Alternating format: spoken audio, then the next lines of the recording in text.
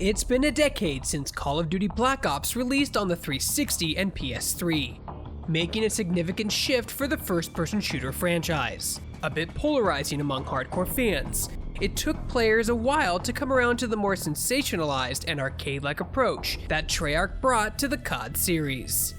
However, time makes all the difference, and 10 years later, Black Ops is one of the most beloved sagas within the Call of Duty pantheon.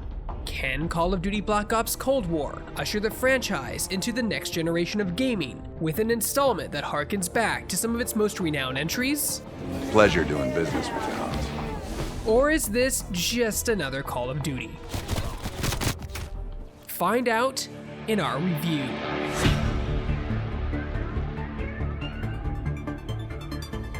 Call of Duty Black Ops Cold War takes us back to 1984, just a handful of years after the events of the original Black Ops.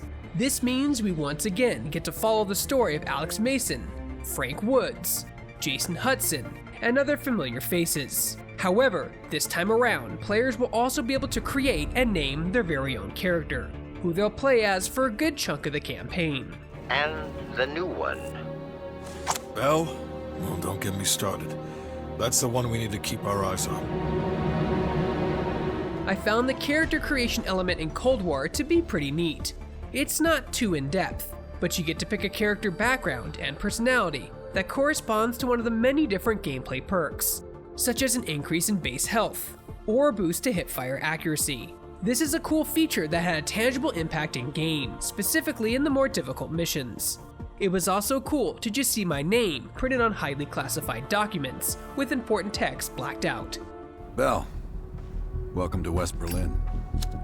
As a hardcore fan of the original Black Ops, it was quite a joy to see Woods and Mason back in their prime, going on more top-secret missions and being overall badasses. Hey, mate. Party favors are in the trunk. Centered around a mission to track down Perseus, a crucial Soviet agent once thought to be dead, the story is filled with some dope set pieces and solid twist. I don't think you understand the situation.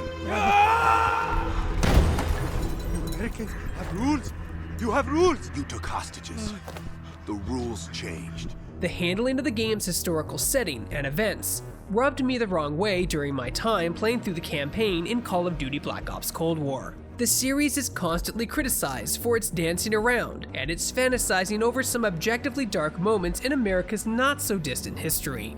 Regardless of how you feel about the US military and its past, there's something that just doesn't feel right about taking orders from a CGI Ronald Reagan to go break the law and commit war crimes on behalf of the US, especially during this era of heightened social and political awareness that we're currently living in. Ronald Reagan, the actor?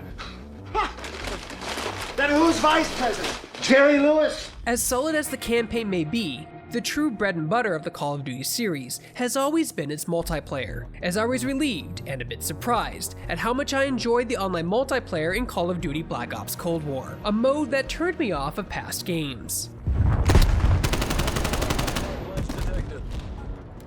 With a solid rotation of maps and a ton of game modes, Cold War reminded me of the endless summer nights I spent in high school playing Black Ops 2 with friends. The weapons and their customizations are solid, though the MP5 is incredibly overpowered at the time of this review. The return of wildcards also offers a bit more variety when putting together the perfect class.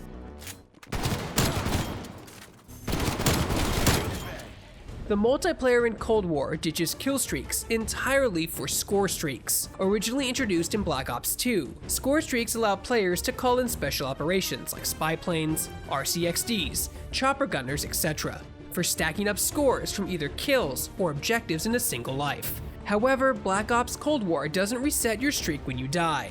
This was a bit of a bummer, as I loved the risk and thrill of getting hot and building up that kill/score streak. Past games had this as well, but also allowed players to select a more traditional streak path that did reset when you died. Higher stakes, but less score required, and better rewards available. This option is not present in Cold War. They always felt so rewarding and reflective of superior play, but now streaks sort of feel like a participation trophy in Black Ops Cold War.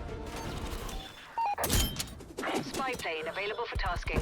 Hostile sentry turret active. Overall, Call of Duty Black Ops Cold War's multiplayer feels very arcade-like, reminiscent of the early Black Ops titles. Time to kill is fairly low, and many of the animations feel a bit over the top.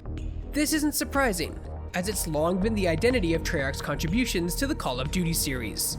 While Modern Warfare has chased realism and immersion, Black Ops has always been more surreal, providing a fantastical experience. I also dug how Treyarch implemented weapon progression in Black Ops Cold War. Leveling up a gun and unlocking attachments in multiplayer mode carries over entirely to Zombies, the game's survival mode. Predating the Black Ops series, Zombies is a classic Call of Duty mode, and a hallmark of Treyarch's entries in the franchise. This survival mode pits up to 4 players against endless waves of undead. As the rounds go on, the zombies get tougher, but so do the players. Systems like Pack-a-Punch and several purchasable perks allow players to make themselves one mean zombie-slaying machine. Though Zombies was already quite excellent, Treyarch adds some new changes that improve the overall experience. In addition to letting players start the game with a created loadout, there's also a new evacuation feature. No longer are players forced to eventually die in order to end a game of zombies. They can now call for an extraction helicopter to rescue them.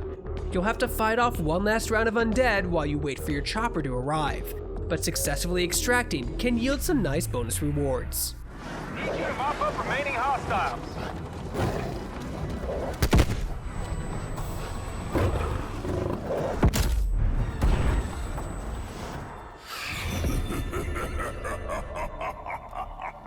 The new Zombies map, Dimesh Skyne, is pretty good, with a solid number of routes to carve and a good spread of weapons and perks.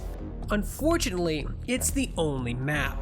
This is a bit of a disappointment, as dedicated zombie players may find themselves looking for variety after sinking several hours into the mode. We know that Treyarch will add more maps for free down the road, but as it stands, there's only one zombie map in Call of Duty Black Ops Cold War.